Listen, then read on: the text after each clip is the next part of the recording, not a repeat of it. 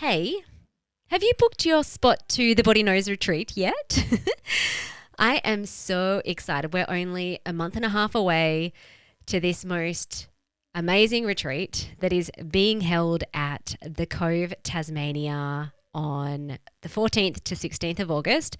I am so excited about this. We only have a few spots left, and if you book in this week, not only will you save $200 because the price is increasing, so there's a little $200 discount special happening at the moment, but for this week only, if you book in before the 5th of July, you will also get our adrenal fatigue reset course for free, and the value of that, or you can purchase that on our website for $597. So not only will you secure a spot because all the spots have almost run out, and you'll save $200. You will also get our course that is worth $597. So come and join us. This experience will create the space for you to go deeply inwards, to listen to the messages from your body and take aligned action to move forward in your health and your life. So think delicious body-mind root cause coaching, trauma-informed somatic practices and breath work, sound healing, nourishing, wholesome food, and the most beautiful villas overlooking the wild ocean, plus more. So we would love to invite you to come and join us for this really beautiful weekend of deep connection with self, the land, and sea, and community. So you can just head down to the show notes and grab your spot and save $200. And get our adrenal fatigue reset course and secure a spot before they all sell out. I'm so excited to be there with you. Can't wait to give you a cuddle in real life.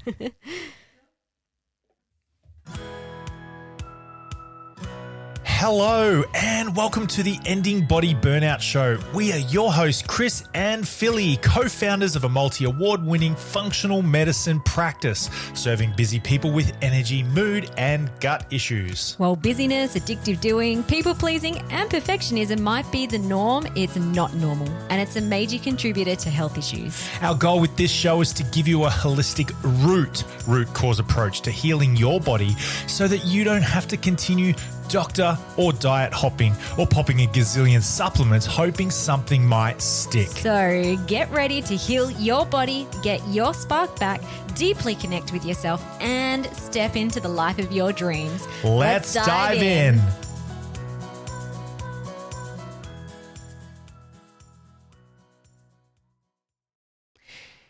Hello, welcome to the potty. Today we have a beautiful interview with Casey Hibbard, who is a journalist, and we're going to talk all about the tactics to reverse autoimmunity based on hundreds of success stories. So Casey is a journalist, and she is a truly inspirational woman who not only healed her own autoimmune symptoms, but she has also gone on to interview hundreds of others who have overcome autoimmunity and chronic health conditions to discover why some people heal and others stay stuck. So this will be really meaty. There is very common themes that show up in this interview, and with all the people that she has interviewed, as well as taking all of our client base.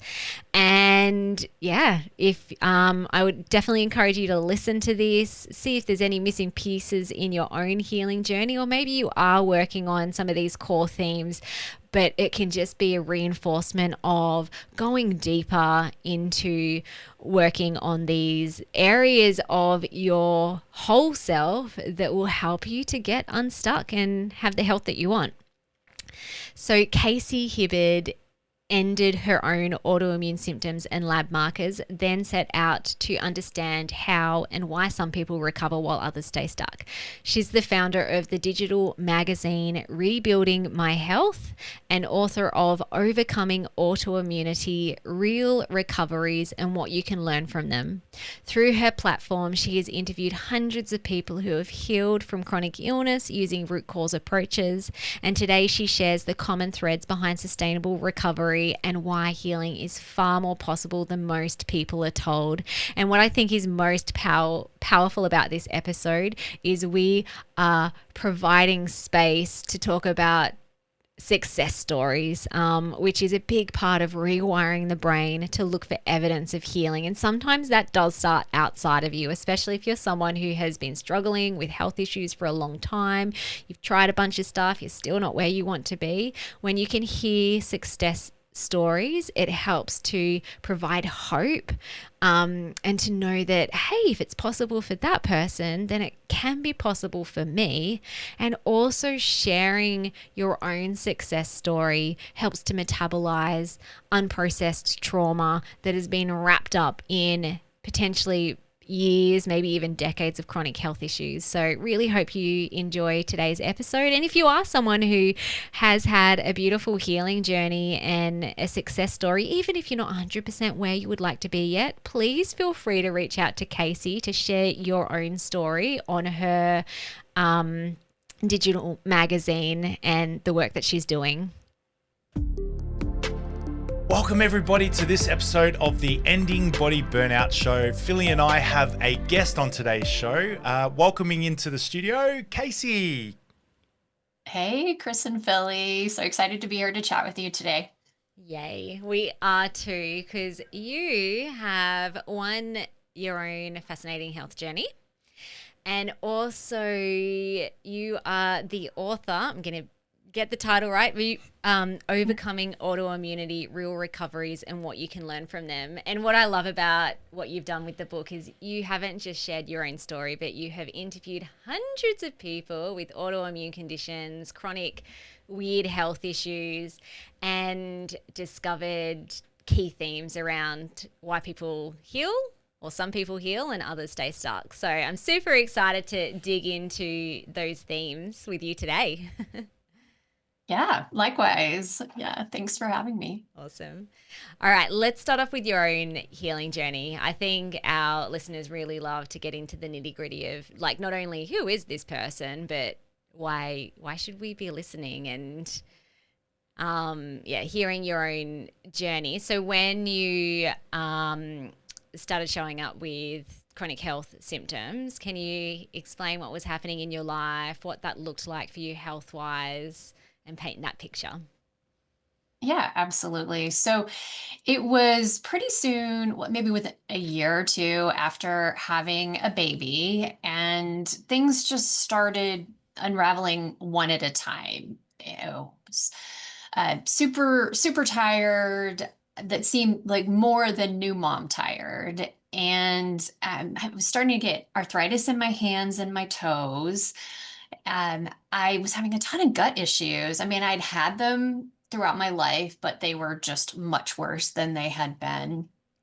And just a lot of inflammation. And when I was tested for anti-nuclear antibodies, had the lab marker for autoimmunity, I had autoimmune activity, and that would go up each time I would be tested. So I knew that things were going in the wrong direction, and I needed to, well, at that point, I didn't think, oh, I need to turn it around, because at that point I was in conventional medicine and didn't think, oh, this is something that could be turned around. I was like, wow, I'm 40, and this is kind of the beginning of the big decline for the rest of my life. Beginning of the end.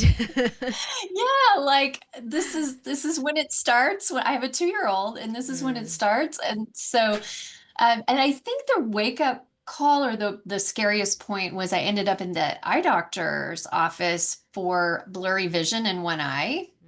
And she said that it's inflammation, systemic inflammation. It's not just this eye problem we can give you drops for. You need to be looking deeper. And I'm glad that she said that and was smart enough to realize that it was systemic inflammation. So interesting. What were you given, diagnoses or labels? Yeah. Yeah. What did that So look I like? started going to all the ologists, the gastroenterologists, the rheumatologist, etc. And so I ended up getting some gut diagnoses, basically. And then in terms of the autoimmune diagnoses, I didn't get a specific autoimmune diagnosis at the time. They just were saying your autoimmune markers are going up. We don't know what it is yet. And so I think in hindsight, I'm glad I never got a specific diagnosis for that, because then I didn't have something to latch on to and go, oh, I have this. Um, so yeah, so I really, in terms of healing, it really started with the gut, because I got a diagnosis for small intestinal bacterial overgrowth, which is a really common gut thing where you have too much bad bacteria in the wrong place. And then from there, I went down Can a rabbit hole can I of, ask, was yeah, that with yeah, conventional doctors, or by this time you were kind of looking into functional medicine, yeah. naturopathy? Yeah, so that was with a conventional doctor. But the way that I got into actually kind of naturopathic medicine next was, or functional medicine, was that the fix that they gave me for it in a conventional doctor's office didn't fix it. So I started seeing a naturopath who helped me come up with a whole, Sorry, are yeah, you okay go if I for jump it. in? I'm just Yeah. curious because in Australia, people don't get diagnoses with SIBO. In conventional medicine, it's really rare. So it would be sort Okay. of, so I'm just like, oh, very interesting. Was it just antibiotics? It's like, take these antibiotics and you'll be fixed. Is that what you meant by you were given something, but it didn't quite recorrect what was Yes, going on? exactly. Yeah, exactly. And right, it was, I guess I was lucky that, I was in the insurance system, I was in the conventional system, and I did get that diagnosis. Mm. And so it kind of, I knew what I was dealing with. They gave me the antibiotics, but I think I later learned that I wasn't doing other things. I wasn't changing my diet. I wasn't maybe working on the fact that, my motility wasn't great. My gut was damaged. And so, the next steps were really to, work with someone who helped me change my diet and take some herbs to heal it. And then also work on motility, like take some stuff to make sure that all that, like the sweeping motion of my digestion was working correctly. And so with all of that, I cleared that and then went on to clear a bunch of other gut health stuff, which surprisingly helped with the inflammation. So, like, my story really is a lot about how gut health was the pathway in many ways for healing a lot of the other things. Yeah. What else did it look like with the healing journey? Because I imagine there was a holistic Yeah. approach, not just working on the gut, where that, or, Right, exactly, yeah. exactly. Yeah, yeah, definitely. You talk a lot about adrenals and adrenal fatigue and all of that. And that was definitely a part of my story, to have somebody actually, run some tests and look at that and identify that I had adrenal issues, pretty bad adrenal issues, which I'm sure was part of the fatigue, etc. Yeah. And so that was a piece of the puzzle as well. Diet was huge for me, honestly, in terms of symptom management, and then just overall reducing inflammation and healing long term. I kind of did that one thing at a time. I baby stepped it, started with removing dairy and then removing gluten, like kind of refining it to get it to where I was eating a nourishing diet that was not inflammatory for me. Yeah. Yeah. Yeah.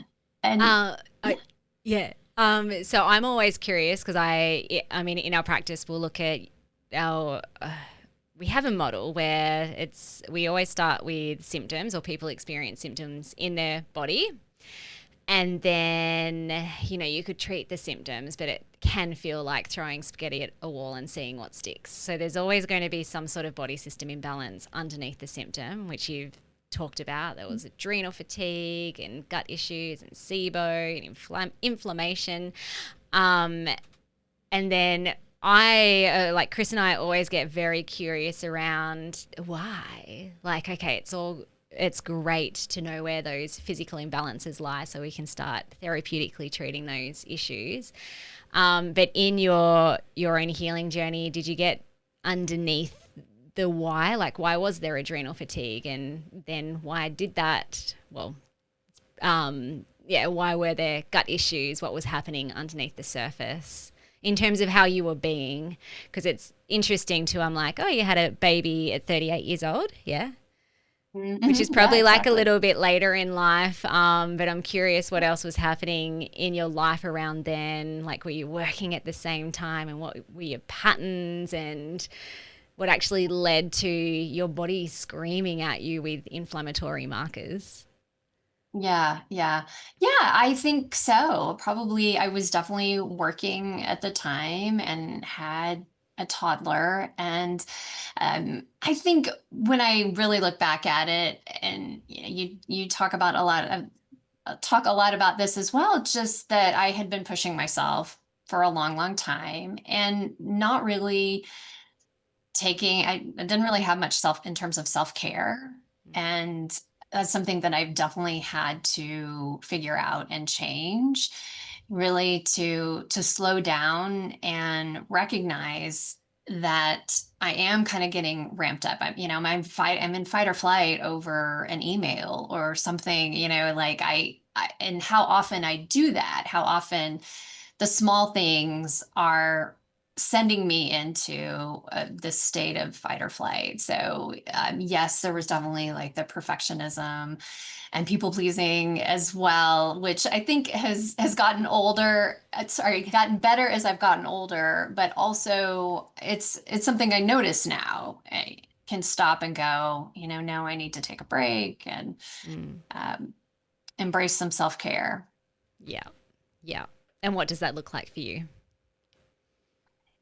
Yeah, it looks like a lot of different things, just small things really throughout the day. Like I try to journal when I wake up. I take breaks to go on walks. I meditate, which has never been an easy thing for me, but I've come to enjoy it, and kind of feels yeah, delicious a little bit, just like feels like I'm like nourishing my body in that way by doing that, by just taking some time out and then not taking on too much. Being knowing when to say no, because I've kind of always just like done everything. Yeah. Never said Wearing no. all the hats. Yes to everything. Um, Yeah, exactly. it's Yeah. interesting what you say about meditation. I remember I was the same. I'm like, oh, I feel like I have to force myself to meditate and stay still. But it is a practice. And also when it's safe to be, then like I'm the same. It's like just so delicious now. And it feels Yeah. very chalk and cheese, but it is part of the healing journey as well in terms of rewiring these patterns that lead us into health issues in the first place. Um, and similar with healing, we have another saying, you can't heal in the same way that you burnt yourself out. So sometimes people approach their healing journey where they're like, I have like as a big long checklist. It's like I got to do this and this and this and this, and I have to meditate for 5 minutes, and I have to go for my walk, and I have to take my supplements. But it never really works out well for people. It might for a short period of time because you're changing the physiology with some of the things you might be doing. But Mhm. I mean, what I see in our practice after working with thousands of people is that it's not long lasting because at some point it is actually causing more stress and trauma to a system that is already so on. And so that slowing down and actually changing those patterns that led to burnout, a big healing part is how you approach your own healing. Did you find that in your own healing journey? If you went from like running those perfectionism, people pleasing patterns, doing everything else, did you approach healing in that way initially and then found that it wasn't working? I think so. I think so. Yeah, there is this tendency to do all the things. If I found online, okay, here's one supplement that can help with what I have. Oh, here's another supplement that can help. Like I just would throw everything at it. Like whatever the problem was, I would throw, the 10 things at the problem. Yep. Whereas sometimes less is more. Just kind of like step back and go, like just chill out about it. Yeah. Yeah. I think it also shows that, so I mean, again, in our practice, we believe that body burnout is a result of a broken relationship with self. And in order to restore that relationship, part of that is becoming in tune with like, what do you need and what does your body need? And yes, you can access expert knowledge, lab testing to help you identify what's going on in your body and what your body needs. But it's do I need 10 things? Or is my body actually saying like, I don't want these 10 things. This is quite intense. I would prefer to have 2 things. And that doesn't come straight away, but I guess for anyone listening, that would be my little piece of advice, would be to start queuing in with your body and with your deeper self and what does your body want? Even if the treatment protocol says do this and this and this and this and this and this order, it's like, how does that feel for you? Does that actually feel life-giving and healing, or does it feel like it's creating more stress and putting your system into more fight, flight, freeze? Yeah, exactly, exactly. And that has been really a huge part of my healing journey, is just noticing like how I'm feeling in response to anything. Any triggers in my life, any foods I'm eating, any supplements I'm taking, or protocols or whatever. Because I'm the only one living in my body. A doctor, doesn't know my body as well as I do, and how I'm feeling and how I'm reacting to things. And I keep a journal on my phone of, oh, I'm more tired today, and like maybe, why is that? Or, just to try to Mm. notice patterns and pay attention to things. Yeah. Yeah. So, in your book, and you've also got an online magazine platform called Rebuilding My Health, you have then gone on and interviewed hundreds of people. I'm curious what actually stemmed that. Like, what was the motivation behind?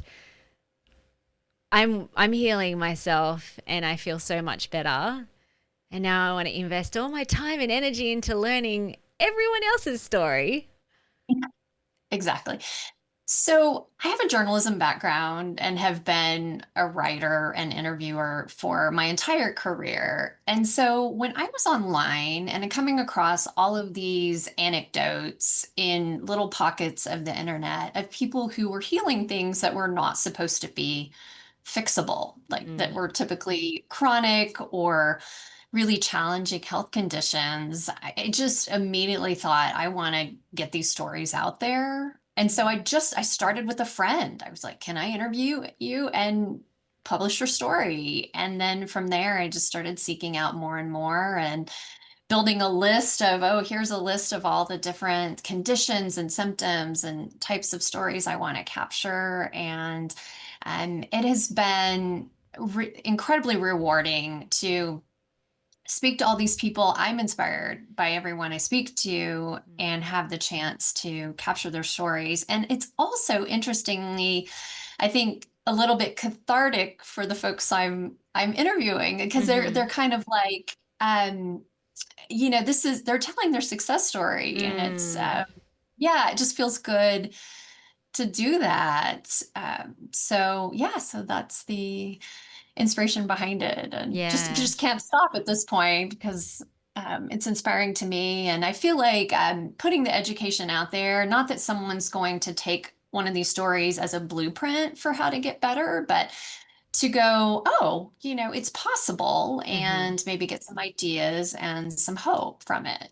We're big advocates in evidence collecting. So, collecting evidence that healing is possible. And sometimes when a new client is struggling with so many issues, it can feel like there's obviously something inside of them that says it's possible. Otherwise, they wouldn't say yes again to another thing. But they tend to also have a lot of failed attempts as well. Well, what they might classify as failed. I actually don't think there's ever any failure because it's just taking you one step closer to where you want to be. So when we introduce the brain rewiring tool of evidence collecting, it's like start off first externally. If you're struggling to find even micro pieces of evidence that you're healing on an everyday basis, start off with collecting 10 minutes of external evidence of finding someone who has similar things that is going on for you and just binging on that material, and especially the success stories. And you know what? Get out of the Facebook groups that have labels on them. So it's like, if you've been diagnosed with this, and now there are some lovely Facebook groups that are more positive in nature and possibility, but things like Reddit and I was part of all sorts of Facebook groups, and it's quite dire. It's kind of like people want I'm going to use the word complaining, but sometimes complaining is I feel seen and heard, and I know that I'm not the only one, but it can sometimes feed this story of I'm stuck in this health issue. So I do love what you've done. And also something else you said is that it can be really cathartic for the person sharing their story. We have clients that have shared their story on our podcast, many of them. And it is it's a beautiful celebration of not just the results that they have got, but also the challenges, and that they've persevered and moved through them and created the health and the life that they want. And I have also read as well that it can actually metabolize past trauma that can come from chronic health issues when you can share your story and actually piece it step by step. And it's and this is what I did, and this is how I healed, and this is now how I feel. A part of the system that can feel stuck in the past from that time can actually be metabolized in the process of storytelling, which is, I think, just so beautiful. Yeah. I love that. I have not heard that before, but it makes sense. It's almost like, when you journal your thoughts and your feelings, it is, yeah, kind of helping you process it. Yeah, but I didn't really think of it in those terms. And I love that. Yeah. It's really Yeah. beautiful. Yeah. Yeah. Yeah. Thanks. And even to be seen and heard by another human being, there's something really special in that. And then knowing that it's this is going to go on a platform where potentially hundreds, if not thousands of people may hear me and see me. I think that that's really healing and can be really confronting, but to put yourself out there is a really special gift that you can give yourself and also other people who aren't yet at the point in their journey that they want to be, where it's it's so possible. Yeah. It's true. It's true. And it's interesting because a lot of people don't want to share their stories. And I understand it's a very personal thing, but a lot of people don't want to share because it was an imperfect story or they're Mm, not 100% there. You know what I mean? But there's so much to learn. They've done so much. They've gotten so much better and healed so much. But they're but I still have this one thing that's bothering me. I'm you're still a success story. yeah. Yeah. Yeah. Celebrate that. Yeah. Yeah. And that's also redefining what it is to actually be a healthy person.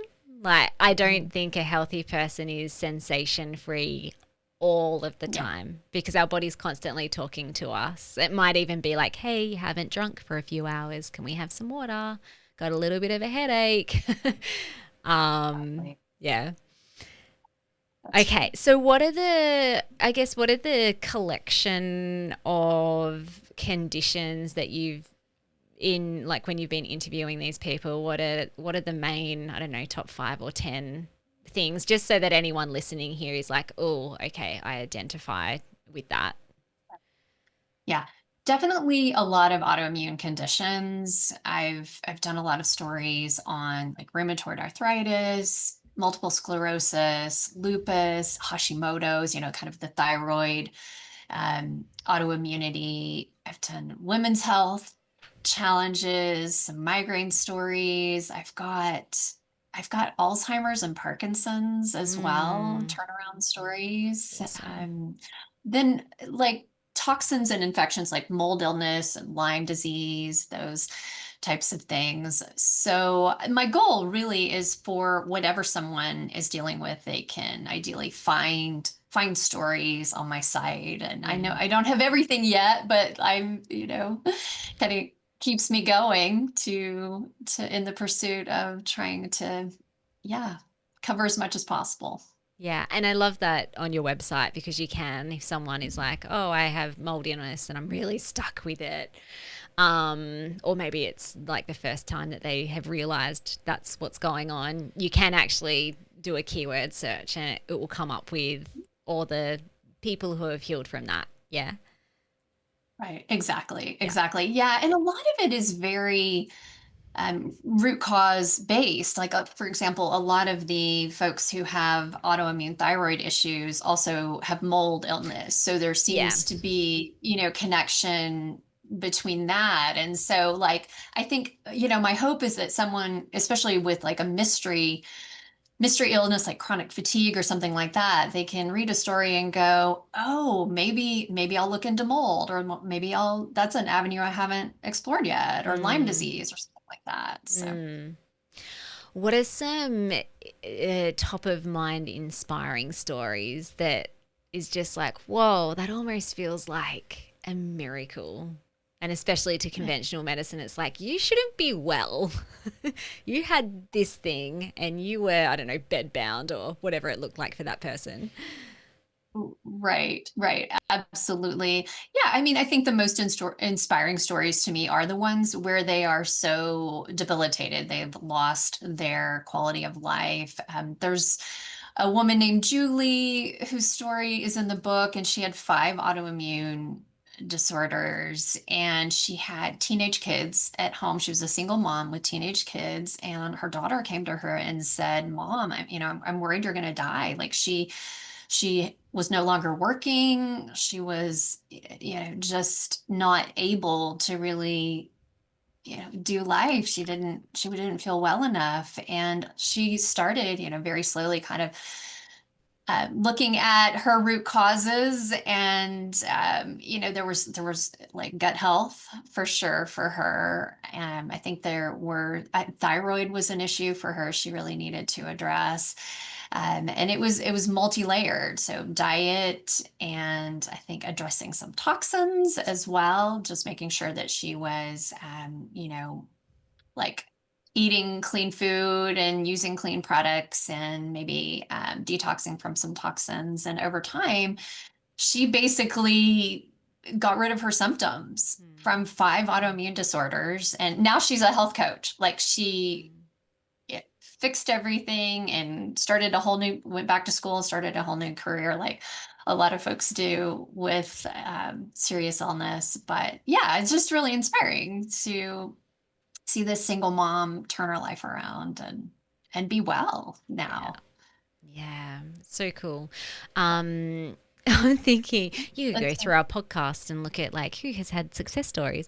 If you yeah. wanted some Oh more yeah. case stories on your website, but I'm I thinking would love it. I would love to. Yes, bring me your stories.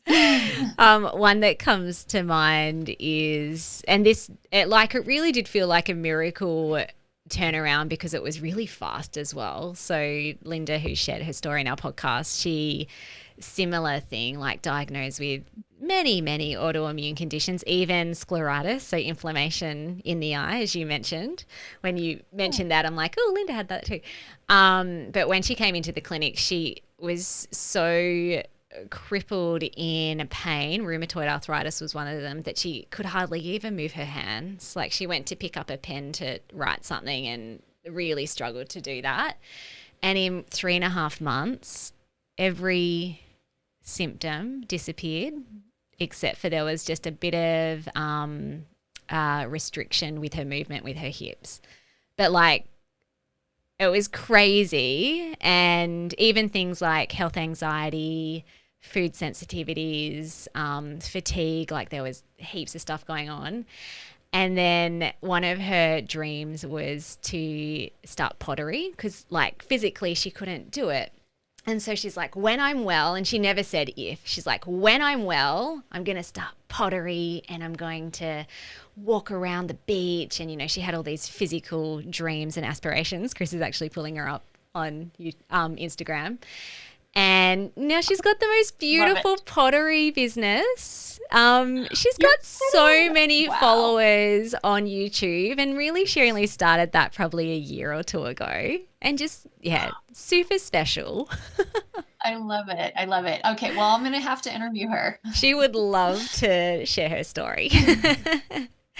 That would be really fun. Yeah, it sounds good. I mean, I also have an Alzheimer's story that was like really close to my heart because my grandmother had Alzheimer's, and there's a gentleman in Northern California who got an Alzheimer's diagnosis and lost his driver's license. And he ended up going to a functional medicine doctor near him who did some tests and chatted with them and found that he lives near an Air Force base and he had high levels of jet fuel in his system. So that was definitely part of his story, as well as insulin resistance and some hormone imbalances that as he started working through them, he got better, went back to his doctor, got rid of the Alzheimer's diagnosis, and got his driver's license back. So it's just amazing. Yes.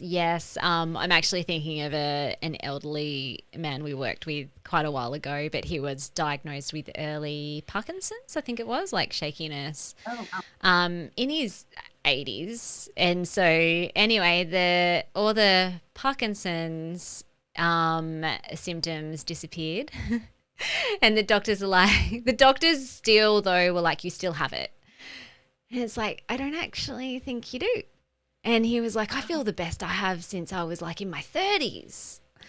So yeah, I think Alzheimer's, dementia, Parkinson's are definitely conditions where people feel like it is I'm going to have this forever and things are going to decline over time.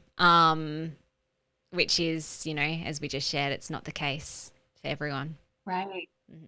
Yeah. And that's one of the, and that's what I'm hoping to do is kind of bust narratives, you know, the conventional narratives out there that you have this thing and you have it for the rest of your life and there's nothing you can do about it except manage the symptoms. And so that's really kind of the rebellious part of the storytelling for me, is to go, look, you know, like this person, it doesn't have to be like that it's possible to turn it around. Yeah.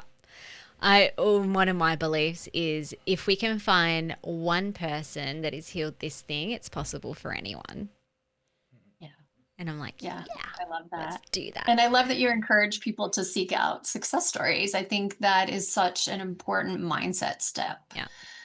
It was a big part of my own healing journey. I can't remember if I've shared this to you, but especially, well, I mean, my journey was very long because I started physically only, and I'm like, there's nothing wrong with my patterns or my mind or my beliefs. Like, what even is the subconscious mind? And so the physical stuff helped for a while, but the symptoms just kept coming back, and I felt like I had to constantly manage myself and wrap myself up in cotton wool. Otherwise, the symptoms kept popping up.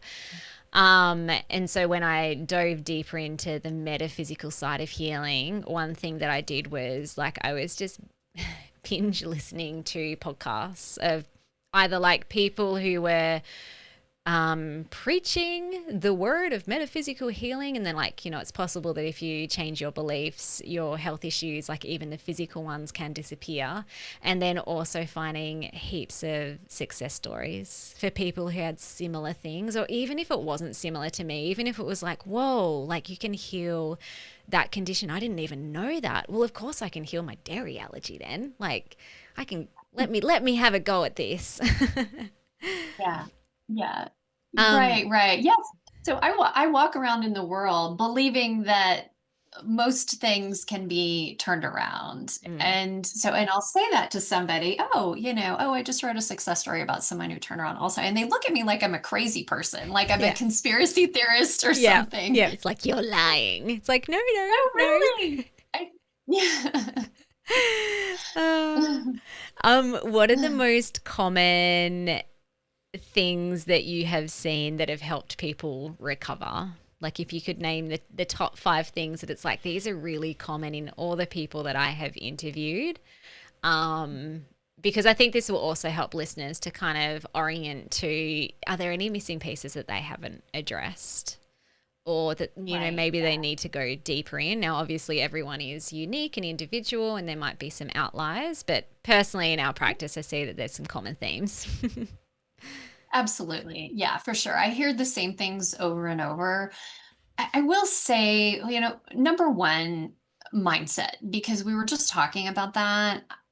I have come to notice and believe that the mindset has to be there before anything else, for it to be possible. You have to believe you can get better Mhm. and have that as the foundation, because it's such a different place to start from. Like, as you said, in the Facebook groups, you've got maybe a lot of people who are going, oh, this is it, this is just the way it is, there's nothing I can do about it. So if you start from that place, it's very different of, oh, there's hope and I believe it's possible that I can, at least, improve symptoms, if not get rid of the condition altogether. So mindset is number one, and something that I notice with everybody. Um, Diet is another one that really, I think every single person I've spoken with has had to change their diet in some ways, Mhm. because maybe they were eating a lot of processed food, or eating something that didn't agree with them, like dairy or gluten, or had some other specific sensitivity. And it's unique. There are some common triggers and problem foods, but diet is a huge healing tool. Absolutely. Gut healing was a big part of my story and has been part of so many of the stories that I've captured. Just, people finding that they're needing yeah, do some things like address some infections or bacterial imbalances or whatever. I think I had like 4 or 5 different gut infections I had to, I like, was the over time. same. SIBO, H. pylori, parasites, candida, everything, all the I had all, things. oh my gosh. Exactly. I had all the same. Yeah, yeah. Low digestive enzymes, like Mhm. whatever whatever can be a problem, I think I had there. Toxins and infections are another big one, like the gentleman who had too much jet fuel in his system, or mold or Lyme disease, like these things that typically conventional medicine may not be looking for, may not be running any testing for. And so those are often the thing, like after 10 years or a long time of someone being sick, might unlock, or Epstein-Barr virus, something like that might be one of the root causes. And the last one I'll mention is stress and trauma and mind body stuff as Mhm. being so important. So many people would say, well, I got 80% better with kind of a physical approach, like doing, diet and the gut health and all that. But I was plateauing. I wasn't getting Mhm. better until I like work through some trauma stuff or address some limiting beliefs, Yeah. so Yeah. yeah, that's here. Yeah. I would say all 5 of those things were part of my healing. Yeah, Definitely. yeah. And the diet one was interesting because I do, like, when I was doing solely physical protocols, I was doing it from a perfectionist pattern. So it was kind of like, I've got candida. This diet says do it for a month. I'll do it for 6 months. So it was kind of like overachieving. But in saying that, I don't regret that I did that because it definitely helped clear some things from my body. But yeah, the diet journey has been transformative over different seasons. So, and then there came a time where it's like, you know what? Like, actually, you being so, this is you as in me, Philly, you being so restrictive is actually causing more harm here now. So, can we find like a middle ground where it's like 80-20? And yeah, let's play around with, could you eat dairy again? And could you rewire your pattern so that you could do that? So that, and I see that with clients too. Often it is like we need to take out the things that are putting fuel on the fire initially. And then, hey, if you want to eat those things again, like let's play, let's experiment, let's see. Because often the body can handle more of those foods anyway when it's well and there aren't nasty pathogens in the gut and your detox pathways are working. Your body's intelligent. It can clear out things that you don't need. Yeah. Yeah, exactly. Exactly. Yeah, for sure. Yeah, just sort of, like you, I kind of started more restrictive and then kind of loosened up over time to, and I know what I can sort of handle or not handle, or kind of what feels good to me, like what eating keeps me feeling good. Yeah. And I think that's the key too. So the healing journey is coming back to your own sovereignty. It's like, what does my body want? I can trust my body now because we have either broken trust because of patterns of trying to achieve, prove, defend, and then most people's healing journey start in the medical system where it's kind of like it's not a narrative of your body best. It's kind of like, I'm the person that does the test, that gives you the things, do it, and follow me, as opposed to, and what I find too around that too is people who have had mystery conditions that are outside the box of conventional medicine. So many clients come to us, like new clients, and same story. I got told that it's all in my head.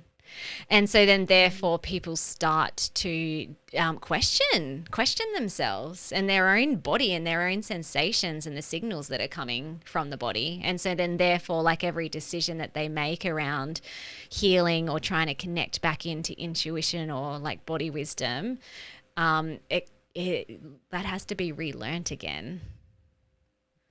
Yeah. Yeah. It's true. It's true. Yeah. Yeah. Yeah, I mean, a lot of people are put on antidepressants. It's just like, kind of like, oh, like here's maybe a catch-all solution for whatever might be going on. I've heard that so Yeah, much. it's like you've got gut issues. You say that it flares up with stress, take an antidepressant. It's like, Right. how about we address like the underlying reason why the body is having a stress response? And then also like what else is happening physically in the gut that is beyond that? Yeah. Yeah. I mean, I understand like it, because it takes time. It can take time to work through these different things and the layers of healing sometimes, people, I mean, I would love a quick fix, but have found that the quick fixes are not usually the answer. Yeah. Yeah.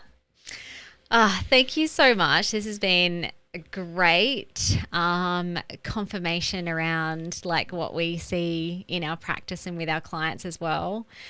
Now you have got a freebie that you would love to give to our clients, the 8 top steps that helped others with autoimmunity. So you're talking a little bit about that and also where people can find your book and your digital magazine and anything else that you feel is relevant. Yeah, definitely, definitely. So, I wrote a book of autoimmune success stories, and the handout or the freebie is those are the top 8 things that I noticed across all those autoimmune stories that seem to be the most common things that really move the needle for people. And as you said, everybody's a little bit different, and so the stories are unique, but those are some of the patterns I found. You can find more stories on my site at rebuildingmyhealth.com. And then I'm also rebuilding my health on the platforms on Instagram, Facebook, and YouTube. And I'd love if anybody wants to share their story. I'm always looking for more stories. Yeah. So definitely reach out to me. So There's one. good. Yeah. I shared my story. And do people just do that through the website? Or I guess they could reach out through Instagram or Facebook if they are feeling called to sharing their story. Yeah.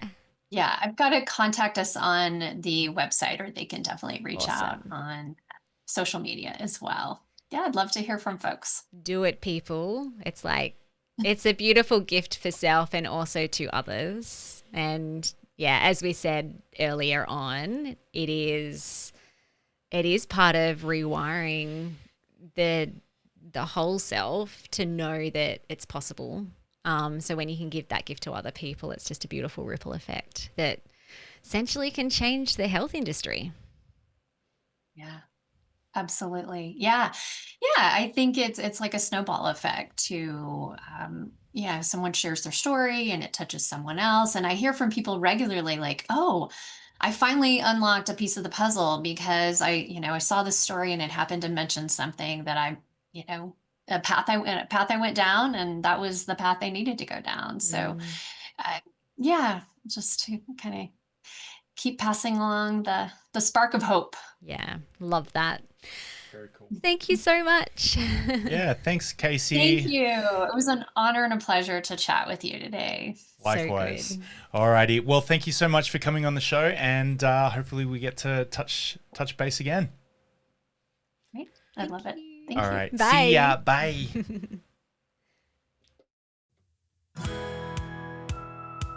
Thank you so much for listening. We so appreciate you. If you'd like to give us extra smiles, drop us a review and spread the love by sharing this episode. You can also rate your own state of burnout and the root cause contributors by taking our Ending Body Burnout Assessment on our website. And if you're interested in learning about our group or one-on-one Ending Body Burnout programs, shoot us a DM via Instagram or Facebook. Have the best day ever.